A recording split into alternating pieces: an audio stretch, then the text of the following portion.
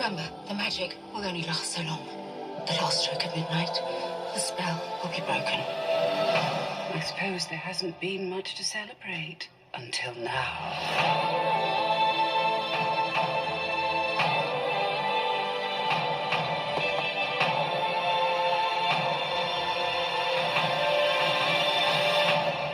Find that girl. Cinderella. Rated PG. Friday. And welcome to Time About the Movies, everybody. Today we are taking a look at the three big releases of March 13, 2015. And there was no bigger new release this weekend than our first film that we have here, Disney's live-action remake of Cinderella, directed by Kenneth Branagh. And I gotta say, man, this had probably one of the great marketing campaigns you'll ever see. I mean, this is a movie where, you know, it kind of, the marketing really started the year before when you went to go see Maleficent. And at the end of the trailers, you got a trailer for Cinderella, and it was basically this.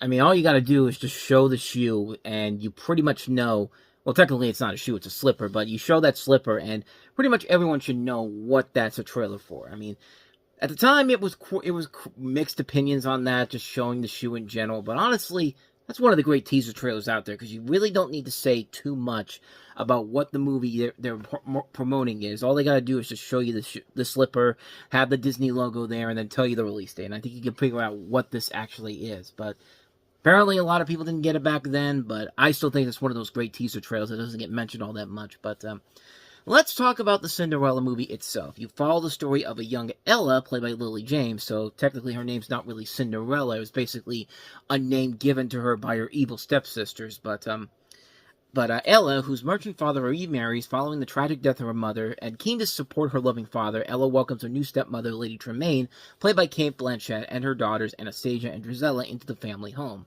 But when Ella's father suddenly and unexpectedly passes away, she finds herself at the mercy of a jealous and cruel new family. Finally relegated to nothing more than a servant girl covered in ashes and spitefully renamed Cinderella, since she used to work in the cinders.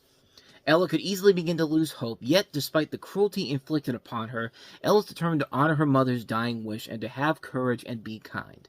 She will not give in to despair nor despise those who abuse her. And then there is the dashing stranger she meets in the woods, unaware that he is really a prince, not merely an employee of the palace. Ella finally feels she has met a kindred soul, and it appears that as if her fortunes may be about to change when the palace sends out an open invitation for all maidens to attend a ball, raising Ella's hopes of once again encountering the charming Kit, played by Richard Madden of Game of Thrones fame. Alas, her stepmother forbids her to attend and callously rips apart her dress. But as in all good fairy tales, help is at the hand of a kindly beggar woman, stepping forward with an armed with a pumpkin and a few mice, changing Cinderella's life forever. That's, of course, the fairy godmother, played by Helena Bonham Carter. So, if you've been following my stuff for a long time now, you know how much I love the original Cinderella. It's one of my favorite movies of all time. It's actually, I think, second up there with my favorite Disney movies of all time, behind my favorite movie of all time, Bambi. So, yeah, I've touched on that one enough. I mean, I love that version so much. And, yeah, I was excited to see this movie, and sure enough, it didn't disappoint me. I really enjoyed the hell out of this movie. Granted, yeah, it's the same story we've seen done over and over again, but there is a lot of unique twists and turns they threw in here. They do a good job of blending the animated film elements and elements from other adaptations into the story very well. And, you know, I touched on it a little bit with Into the Woods, where I thought Anna Kendrick should have been cast in this movie because she was Cinderella in the other version, and Lily James probably should have been in that version.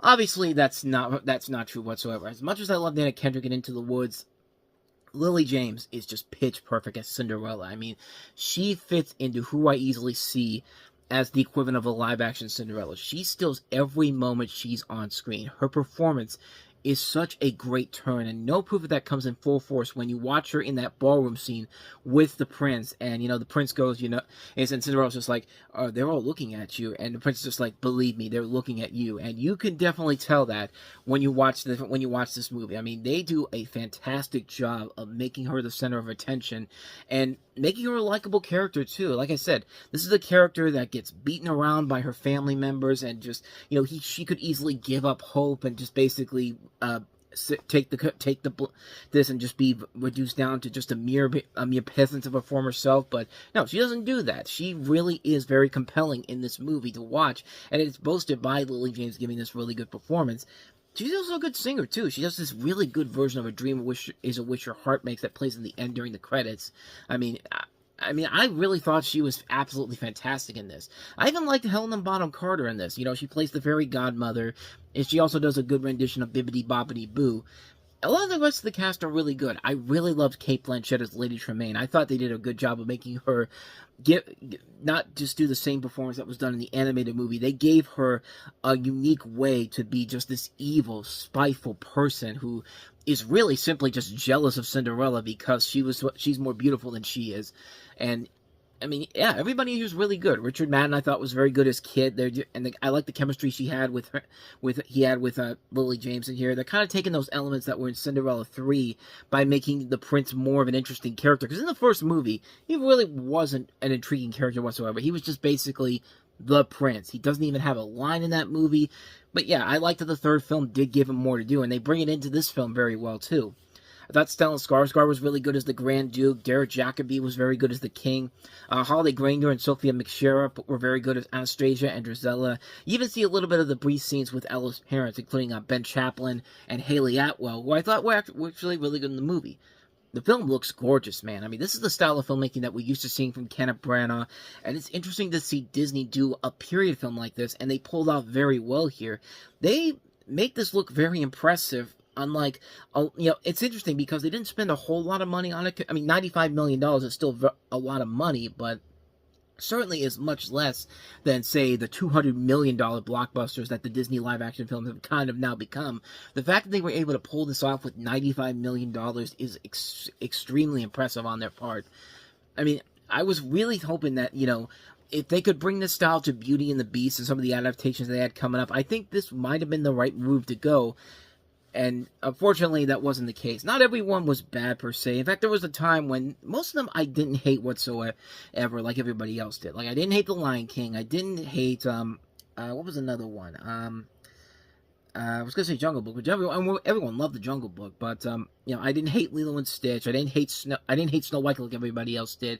I didn't hate The Little Mermaid. Like, most of them I do like. I think the only ones I really don't like are Beauty and the Beast and Pinocchio. And Beauty and the Beast is one where it's just like, I don't like, there's things about it that I do like, but it's just the stuff they force in there that really bugs me. And we'll get to that when we get to Beauty and the Beast in 2017. Dumbo's another one I really don't like a lot, even though there's some stuff in there I did like, but yeah, there's a lot of flaws to the live-action remakes in general here. So usually, I mean, I'm the defender of most of those movies, but even I'll admit, yeah, most of them are not. There's some notable bad ones too, but we'll get to them as we go along here, because we are going to starting to get to all these live-action remakes down the road here, but anyway, back to this movie here. There were some flaws that I did have in this. Like, the general problems are mostly with the story here.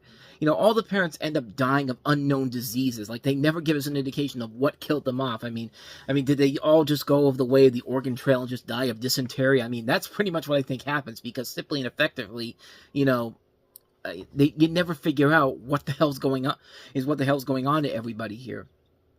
I don't know if I'm the only one that was frustrated with the fact that during the scene with Cinderella and the prince, that Cinderella never tells the prince her name before the bell rings at midnight. I mean, saying your name is literally just half a second long, and it's just like, I think you would have enough time to at least know the guy's name at least. I mean, it's a little nitpicky thing, but it's only something that really bothered me in most adaptations. It's just kind of like, you spend all this time with the prince, you're so infatuated, and yet you can't figure out what his name is.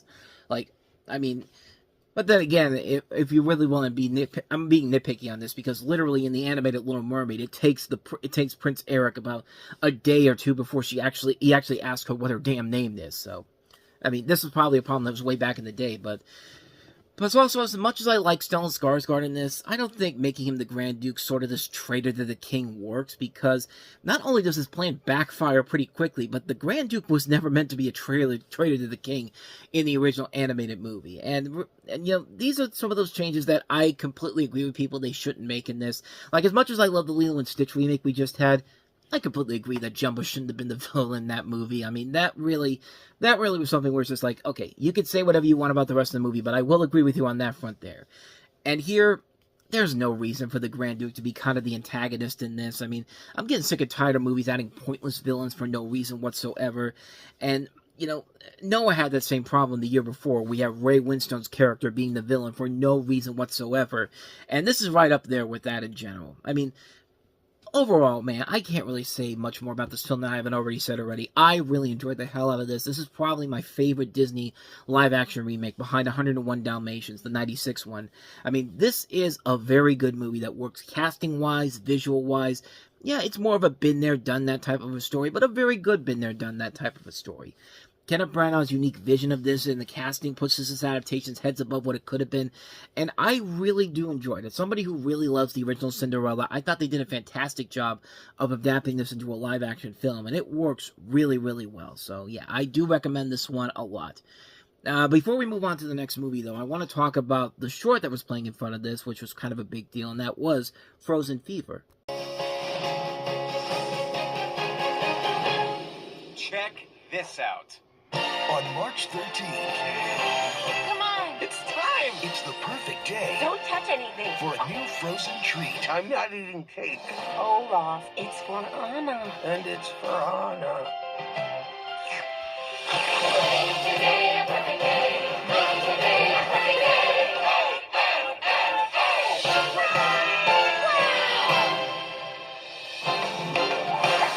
You shall go to the ball.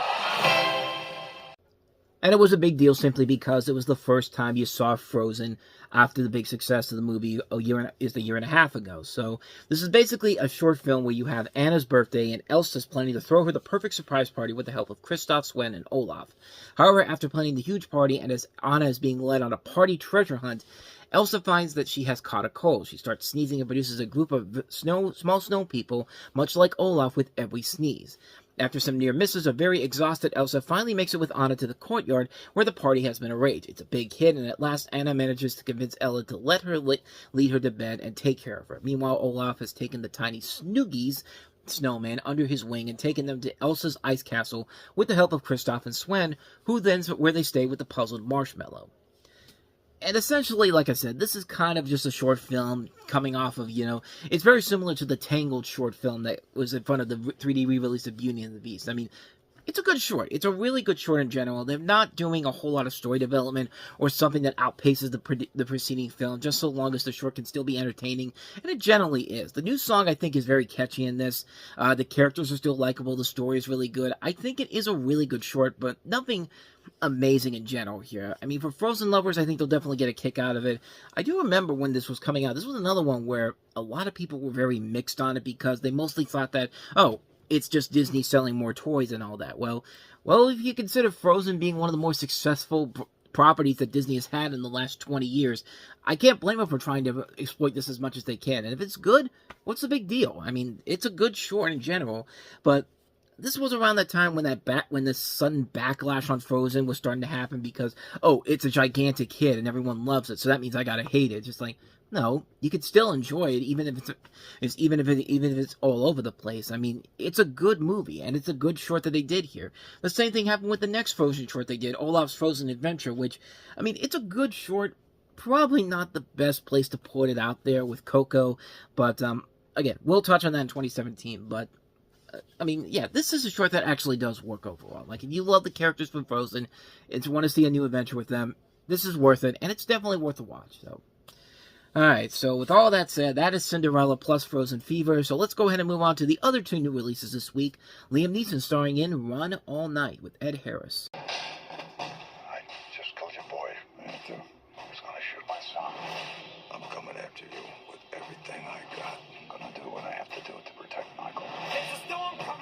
want people at his house. I want people at his wife's family's house. It's the stakes are high. I ain't even supposed to be here by the grace of God. The skin on my teeth and the hair on my I skated by. One night to figure this out. One night. How much in your face am I? Run all night. Rated R. March 13th. Yeah, it's not quite a Walk Among the Tombstones good, but it certainly isn't Taken 3 bad. Run All Night, this is Liam Neeson starring as an ex-Irish mob hitman who goes on the run with his estranged adult son, played by Joel Kinnaman, after he's forced to kill the son of a mob boss. The mob boss being played by Ed Harris, and you also have Common in here. This is directed by Jamie Collet-Serra, who has worked with Liam Neeson the last couple of times on a couple of movies. Of course, Non-Stop, Unknown. Has he done anything with us else since then with him? I don't think so. Well, there was The Commuter, but that's not until later on down the road. But yeah, this is one of those Liam Neeson movies where the novelty from Taken is really starting to wear off here. And it mostly just doesn't work because the story overall is pretty lame and pretty forgettable. I mean, and it also probably doesn't help that Joel Kinnaman, who I think is one of those actors that really is not that good, is playing this character like a plank of wood. I mean, that's pretty much what him and Morella Enos from The Killing were known for, being two actors who really do not have any chemistry or any charisma to them whatsoever. They're just literal planks of wood. And Joel Kinnaman in here is not that great in here. Ed Harris, I thought, was pretty solid in here. You also have Vincent D'Onofrio, Nick Nolte, Bruce McGill, Genesis Rodriguez in here, all doing okay. I mean, the real element of this that really doesn't work for me is Kinnaman. I just didn't really buy him as an actor in this movie overall. I just didn't think he was all that great. And the story, like I said, really does not really do anything that unique or anything interesting. It's just kind of a story we've seen kind of done before. You know, this guy kills the son of a mob boss, and now he's going to come after him. It's just like he has to get his dad to go ahead and try to save him. And there's really nothing of value in this film compared to the other movies that these guys have made.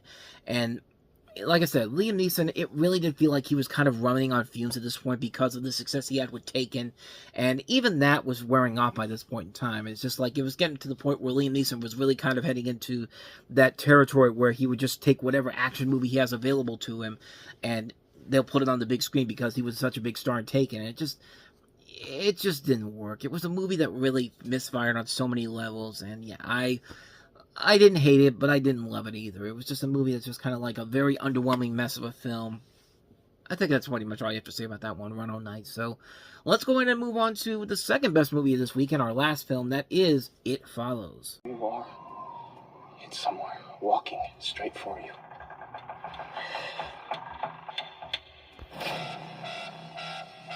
It could look like someone you know, or it could be a stranger in a crowd.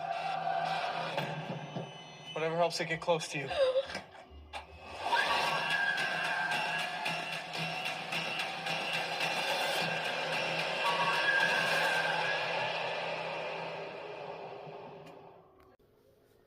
So in this movie, you have Michael Monroe, who would later be seen in Longlegs, starring as 19-year-old Jay. And for her, autumn should be about school, boys, and weekends out at the lake. But after a seemingly innocent sexual encounter, she finds herself plagued by strange visions and the inescapable sense that something is following her. Faced with this burden, Jay and her friends must find a way to escape the horrors that seem to be only a few steps behind. So in a way, this has kind of a little bit of a precursor to something like Smile, where, I mean, it's literally kind of the same idea, except instead of people just following her around, she's following, as these people are being followed by an evil smile covered by a secret entity, but that's a whole other thing altogether. But yeah, when this movie came out, it was an unexpected hit, and honestly, I could see why. This is right around the time when I was starting to broaden my genre watching, by watching other things other than comedies and action films, and doing some horror films, and it was really one of the best horror movies I've ever seen. I mean, this movie really did a good job of creating a feel of like a great homage to 80s horror movies. It definitely shows in this film. The look of the film is really cool and stylish. The style is very cool. The creature designs overall are very impressive. And Michael Monroe is really good playing this main character. It's a very unique film, and a film that just works on so many levels. And, you know, give a lot of the credit to David Robert Mitchell, the director. I mean, it's a movie you can definitely tell has had a lasting impact, as so many other shows and movies have taken from this. Shows is like ranging shows, like you'll get a spoof from Funny or Die, obviously, but then you'll get something like it'll be seen in an episode of The Good Wife, or an episode of The Amazing World of Gumball, or even on Atlanta they did something like this. I mean, this is something where it is really just something where it has taken off on so many levels, and they're trying to make a sequel for this, but I think they said that it's been delayed because of scheduling conflicts, but of course David Robert Mitchell's working on a new film over at Warner Brothers, Flowervale Street, which comes out later in the year, which I'm looking forward to check out. But other than that, though, this movie overall really is good. It's a movie where I think it's the perfect launching pad. If you want to start watching more horror movies, this is probably the best one to start off with here. It'll make you want to watch the 1980s horror movies that they're taking a lot of inspiration from with this, because you could definitely tell this is an heavily 80s inspired horror film, except it's a modern film made in 2015. It's a really good movie. I can't recommend it enough. If you haven't seen It Follows yet, definitely go see it, man. It is definitely worth the watch, so I highly recommend It Follows. And so with all that said, we wrap up another episode of Time About the Movies, and next week, not looking too promising. A lot of these movies are not that good. We have the sequel to Divergent, the Divergent series, Insurgent, with the cast from that movie, as they try to be the next Hunger Games in Twilight and kind of failing miserably at it. But we also have Sean Penn starring in the action film that you usually don't see Sean Penn doing, The Gunman. We also have a film that's trying to copy the success of God's Not Dead the year before from Pure Flix, Do You Believe? And no, there's no Cher involved to come in and say, do you believe in love after love? Sorry, I apologize for that. But we also have Al Pacino starring in Danny Collins. So we'll take a look at those 4 movies coming up on the next episode. So that'll be tomorrow. With all that said, though, thank you so much for watching this. I hope you enjoyed it. If you did, please go ahead and do me the honors of hitting that like button, that subscribe button, and that notification button. Also, don't forget to check out our playlist, and don't forget to check out the previous episode we did. So with all that said, whether it's in the past, the present, or the future, I will see you at the movies. Take care.